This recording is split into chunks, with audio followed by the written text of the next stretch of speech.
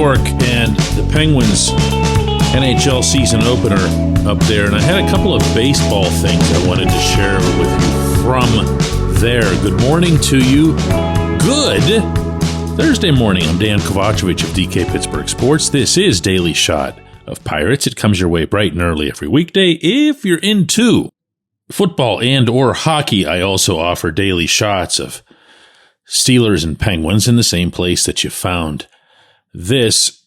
There apparently was playoff baseball going on while I was up there. I do not follow the playoffs in Major League Baseball.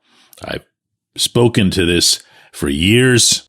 When the Pirates are out of that terribly broken sport, so am I. I have little to no interest, and it's closer to no, to find out which team that grossly outspent everybody else is going to make it to the World Series in either league, and I have even less interest in whoever it is that winds up on top. But oh my goodness, not so in our nation's biggest city. For all the people walking up 7th Avenue while I was sitting inside a coffee shop with my daughter, just kind of right in the front there, you do the people watching thing from the window. For every 4 or 5 Rangers hockey sweaters, and bear in mind they were about to play a block away, there were at least 2 or 3 Yankees jerseys.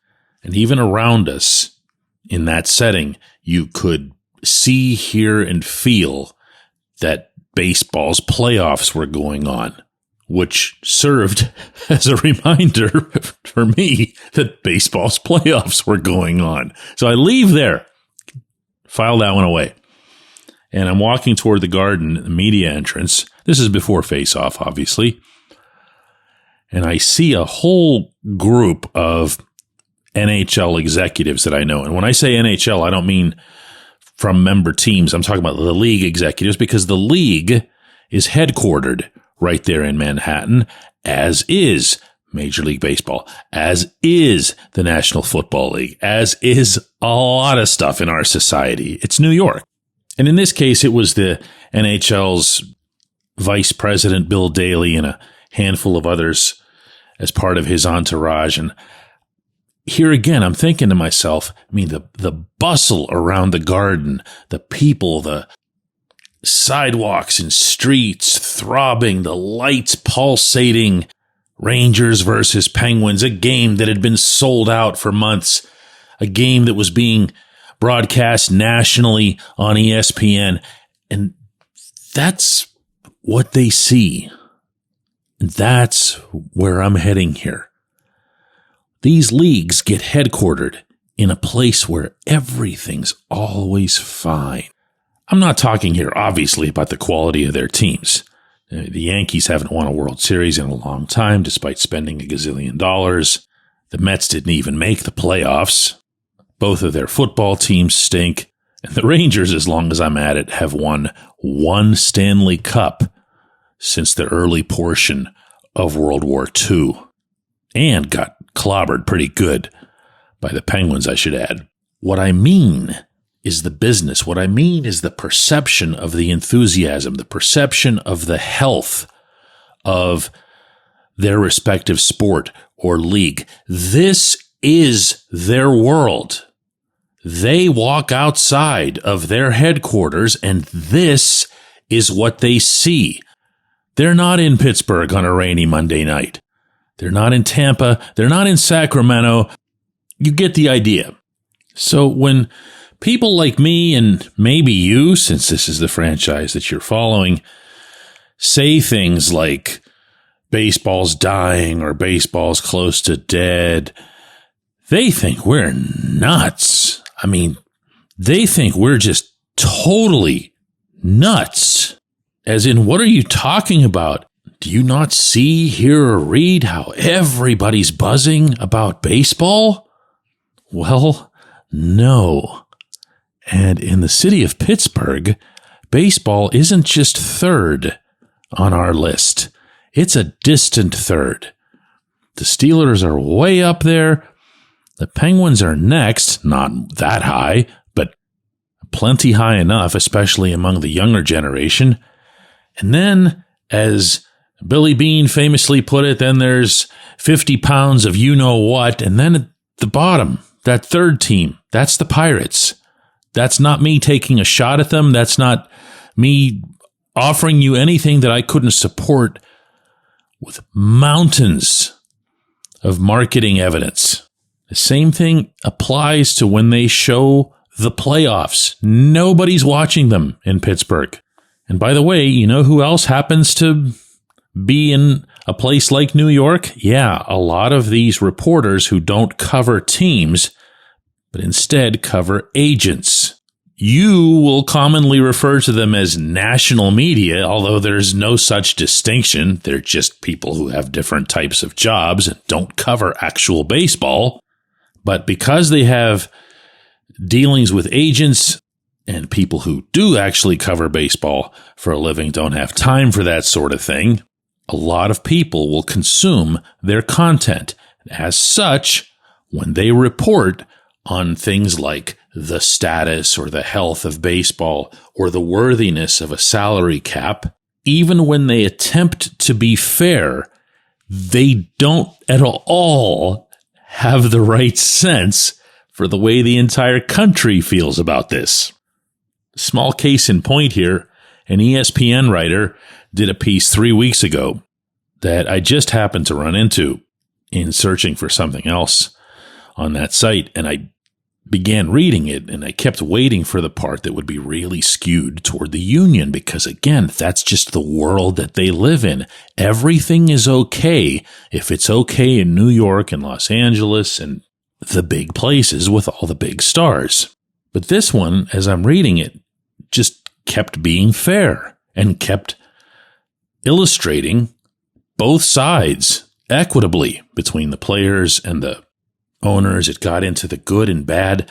But then there's one phrase in this that gives away the plot. And it was the one that followed a line about how owners and everybody pretty much is expecting the 2027 season to be lost. The writer says, "That's the bad news, and here's something even worse." Well, hang on a second. The same writer, earlier in that same article, pointed to an online poll that got a huge response that asked the question, are you in favor of a salary cap system? Overwhelming yes. Follow-up question, would you be willing to miss an entire season to get that salary cap system? Also overwhelming yes. But it's bad news to not have a 2027 season? Says who? Says the writer, who's in a world where everything's okay. When we come back, J1Q. If you're looking for a great dining experience, look no further than North Shore Tavern. Located directly across Federal Street from PNC Park, next door to Mike's Beer Bar, North Shore Tavern is Pittsburgh's home for steak on a stone. Enjoy your steak finished on a hot lava stone in front of you, where you ensure each piece is cooked to exactly your liking. Or try their rotating selection of entrees, hot sandwiches, salads, and burgers, all while enjoying the ambiance dedicated to the great players and history of the Pittsburgh Pirates all around you. Come see why everyone's talking about North Shore Tavern and steak on a stone. It's Gun Storage Check Week. Help prevent unwanted access to your firearms. No one wants their unsecured gun to be used in an accident, a suicide, or a crime. Use lockboxes, safes, and locks to secure your firearms. Learn more at gunstoragecheck.org. That's gunstoragecheck.org. Brought to you by NSSF, the Firearm Industry Trade Association.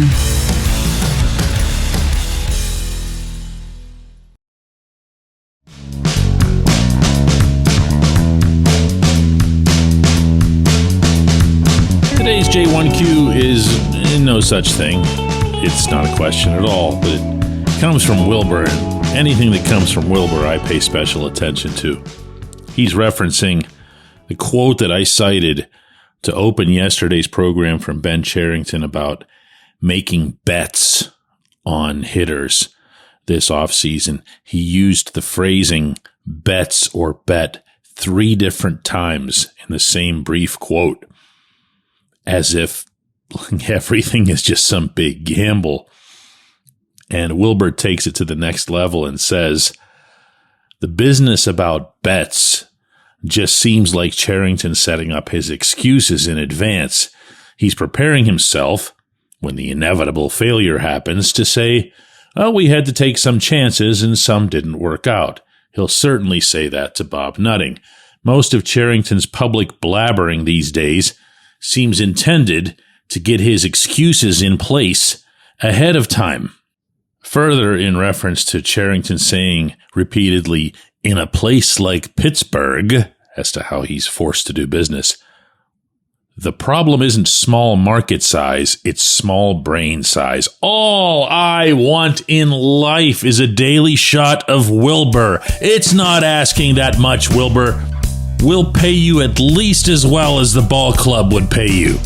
To start in right field, no less. I appreciate all of you people who listen to this program. We'll be back with another one of them for some reason tomorrow.